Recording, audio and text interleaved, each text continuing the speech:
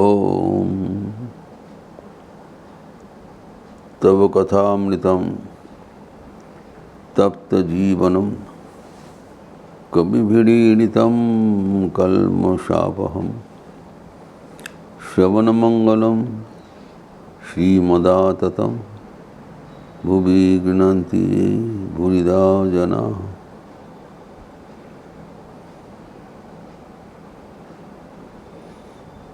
विभिन्न बाण के साथ आगे बढ़ते हुए ईश्वर प्राप्ति का उपाय चर्चा हो रहा था। ठाकुर एवं मास्टर मास्टर के बीच कथोपकथन हो रहा था। वही प्रसंग हम कर रहे हैं 18 अक्टूबर 1885 का। तो पहले हम देखा कि ज्ञान योग विभिन्न प्रकार की चर्चा करते हुए ज्ञान योग किसको कहलाता है, कैसे ज्ञान मार्ग से आत्मज्ञान लाभ होता है, ये सब चर्चा करते हुए देखा अत्यंत कठिन है कि ये कोई साधारण यहाँ पर कहा भी गया है, अस्मिन् जन्मनि जन्मांतरेव, जन्म जन्मांतर का तपस्या करते हुए चित्त शुद्धि होने से, साधन चतुष्टय संपन्न होने से तब ज्ञान नाव का अधिकारी बनेगा।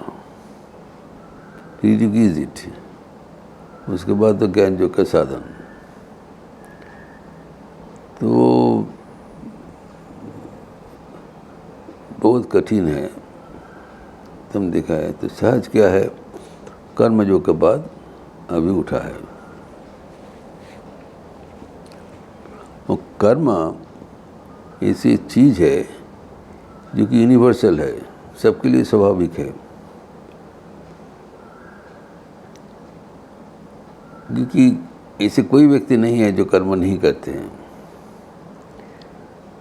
भगवद गीता में कहा गया है, कर्मयोग के एक चैप्टर है, 3 अध्याय 5 श्लोक में,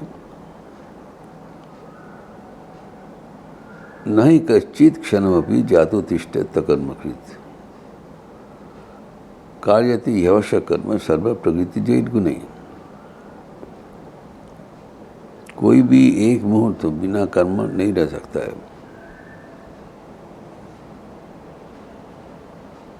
तो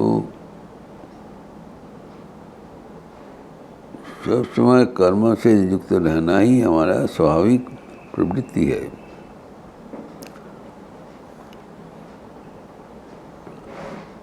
कि जो कर्म करना ही है तो इसी ढंग से किया जाए ताकि वो ईश्वर का प्राप्ति का कारण बने। यद्यपि हम सोचते हैं कि कर्म से अव्याहति देने से, कर्म से छुटकारा मिलने से साधन भजन करेंगे, लेकिन कर्म बिना हम रह नहीं पाए। क्यों?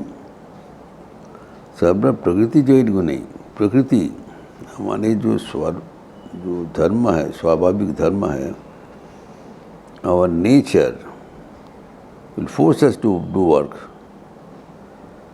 ये हमें समझना, भली भांति समझना जरूरी है। वाई कर्म नेसेसरी फॉर अस। कारण जैसे हमारे एक स्थूल शरीर है, वैसे सूक्ष्म शरीर है, मन है, अंतःकरण जिसको कहलाता है। अभी मन का 3 उपादान है, सत्व रजस तमस। सत्व मन को ऊंचा ले जाते हैं, भगवान को ले जाती है, एलिवेट से। रजा नाना प्रकार कर्म से मन को बंधन में फंसा के रखते हैं। और तम निद्रा आलस्य प्रमाद आदि जो हमारे मन को गिराते हैं। तो आगे बढ़ने के लिए हमें राजेश का पंथा लेना पड़ेगा, क्योंकि कर्म बिना हम रह नहीं पाएंगे। तो राजस का क्या, मन का क्या है, जो लक्षण क्या है? वासना, कर्म एवं चंचलता। हमारे मन में नाना प्रकार का कामना वासना एम्बेडेड है। उसको चरितार्थ करने के लिए कर्म करना ही पड़ता है, एवं कर्म करने से ही मन चंचल होगा। यदि भी हमारा लक्ष्य है मन को शांत करना, लेकिन जब तक हम ये जो राजसिक मन का राजसिक जो प्रभाव है उससे दूर नहीं हटते, हम कर नहीं पाएंगे। तो ये देखना पड़ेगा कि कर्म करना जरूरी क्यों हो रहा है। कारण हमारा मन का स्वाभाविक धर्म है कर्म करना। वो करने से ही चंचलता होगा। तो कर्म हमारे करना ही पड़ेगा, लेकिन कर्म क्या है? कर्म करने से खतरा क्या है? कर्म बंधन का कारण होता है। कारण कर्म करने से उसका कुछ फल होगा। कोई कर्म करने से उसका फल तो होगा, और फल हमारे बंधन का कारण होगा। जब कर्म करना ही पड़ रहा है, लेकिन वो कर्म करने से खतरा क्या है? कर्म करने से ही कुछ फल मिलेगा, वो फल से हम बांध जाएंगे। जबकि हमारा लक्ष्य है मुक्त होना। हमारा लक्ष्य है मुक्त होना, लेकिन कर्म का माध्यम से हम अगर मुक्त होने चाहेंगे, कर्म करने से उसका तो बंधन है। जो कर्म बंधन मतलब जो फल है वो लेके हमें बंधन में फंसा देगा। You cannot take away. कभी स्वामी विवेकानंद कहते हैं, good good bad bad and none escape the law. शुभ कर्म में शुभ, मंद मंद फल। ये विधान रोधे नहीं करो बोल। कर्म करने से उसका दो नतीजा होगा, इसे अच्छा है बुरा। अच्छा कर्म करने से भी हमें भुगतान देना पड़ेगा, बुरा कर्म करने से भी भुगतान देना पड़ेगा। तो कर्म करने से ही हम उसको जो फल में हम बंधन में फंस जाएंगे। सीधा सा बात है। तो कर्म करने से अगर फल में बंध जाएंगे तो कैसी मुक्ति का सोपान होगा। इसलिए कहा गया है योग कर्म से कौशलम। भगवद गीता में कहा गया है योग कर्म से कौशलम। तो अर्जुन को समझाते हुए ठाकुर कह रहे हैं कि जो कर्म यद्यपि हमें कर्तव्य कर्म अनुसार करना पड़ता है, कि कर्म इसी ढंग से किया जाए ताकि बंधन के कारण मुक्ति हो जाए, वो मोक्ष का कारण बने। इसी को कर्मयोग कहलाता है। जिस कर्म करने से हम बंधन में फंस जाएंगे उसको कहते हैं कर्म भोग। बंधन का कारण हुआ। कर्म वर्जनीय नहीं है, कर्म का मनोभाव वर्जनीय है, जिससे हम संसार में आबद्ध हो जाएंगे। तो जब कर्म निरत होता है, मन में नाना प्रकार का भावना होता है, वो सबसे इम्पोर्टेंट है। किस मेंटेलिटी से कर्म किया जा रहा है, इससे ध्यान जाना जरूरी है। इसको कहलाते हैं कर्मयोग। तो कर्म इस ढंग से किया जाए ताकि वो बंधन के कारण के बजाय मोक्ष का कारण बने। और ये कर्म फल पर आधारित है। हम तो देखते हैं कर्म बिना हम रह नहीं पाएंगे, कर्म करना ही पड़ेगा। तो इसी ढंग से कर्म किया जाए, जब कर्म बिना हम रह नहीं पाएंगे, कर्म करेंगे, इसी ढंग से कर्म किया जाए, इसी शैली से कर्म करें ताकि वो हमारे बंधन का कारण नहीं, मोक्ष का कारण बने।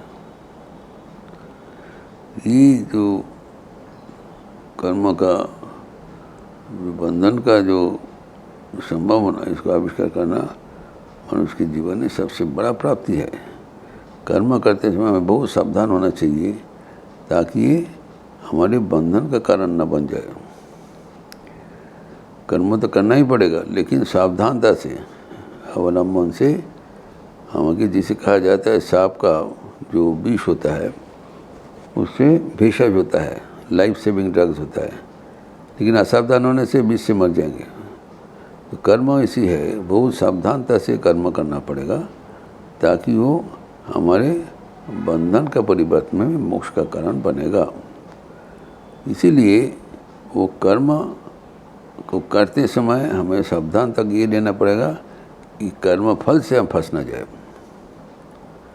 तो कर्म जब किया जाता है उसको दो उद्देश्य होता है। कर्म, हमारा कर्म करते समय हमारा कुछ प्रत्याशा रहता है, क्यों कर्म करें, कारण हमें जो कर्म में जो फल होगा वो हमको चाहिए होगी। तो ये कहा जाता है कि फलाशा, फलाशा से नाना प्रकार का कामना वासना रहता है। हमारे जीवन में जीने के लिए जो कर्म हम लोग करते हैं वो कर्म करने से तो उसका एक ही आशा है ताकि हमारा वो कर्म फायदामंद हो। हम जो कर्म करेंगे उसमें एक सावधानता अवलंबन करना चाहिए, वो कर्म हमारे जीवन में मोक्ष का कारण बने। सावधानता से करना पड़ेगा, अर्थात कर्म करते समय जो फल के प्रति हमारा आशा युक्त होने से नहीं होगा। और कर्म फल बिना हम कर नहीं पाते हैं, ये बड़ा मुश्किल हो गया। जब भी हम कर्म करते हैं पहले हम देखते हैं कर्म से क्या मिलेगा। अगर कोई कर्म से कुछ नहीं मिलेगा तो वो कर्म करने से हमारा जो रुचि नहीं होता है। कर्म करने से लिए हमारा तो एक रुचि होना चाहिए, एक हमारा आकांक्षा होना चाहिए कर्म क्यों करें। हम पहले जोड़ते हैं कर्म करने से क्या मिलेगा। सब जगह में जो भी कुछ स्टडी करेंगे पढ़ेंगे देखते हैं इससे क्या फ़ायदा मिलेगा, व्हाट इज़ द प्रोस्पेक्ट, ये कर्म करने से क्या होगा। जिस कर्म से हमें कुछ नहीं मिलेगा तो हम करने से हमारा उतना जो रुचि नहीं होता है, उतना ताकत से नहीं कर सकते हैं। जिससे हमारा निजी कर्म है हम सोचते हैं हमारा व्यक्तिगत रूप से लाभान्वित होंगे।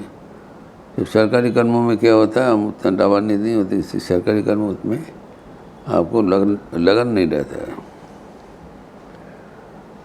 तो लगन नहीं रहने से तो थोड़ा बहुत कर्म का नाम के वास्ते किया उससे फ़ायदा नहीं होगा।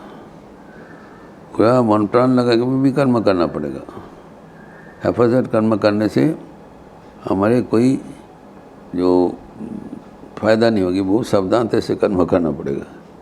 कई समय में हम लोग वॉलंटरी काम करते हैं, निष्काम कर्म करते हैं, लेकिन निष्काम कर्म में उतना हमारा लगन नहीं रहता है। पूरा मन प्राण दे के कर्म नहीं कर सकते हैं, लेकिन उससे फ़ायदा नहीं होगा। हमारे कर्म भी करना पड़ेगा एवं वो पूरा शरीर मन तेज जितना भी हमारा सामर्थ्य है लगा के करना पड़ेगा एवं इसी शैली से कर्म करना पड़ेगा ताकि वो मोक्ष कारण बने। इसी को कर्मयोग कहलाता है। तो इसको और जो इसका दर्शन भगवद गीता में जिसे कहा गया है, विस्तृत चर्चा है, उसका संक्षेप अगर हम दिमाग में बैठाएं तब आसानी से हम वो कर्म कर सकते हैं एवं वो हमारे मुक्ति के कारण अवश्य बनेगा। इसका विस्तार हम अगले दिन करेंगे।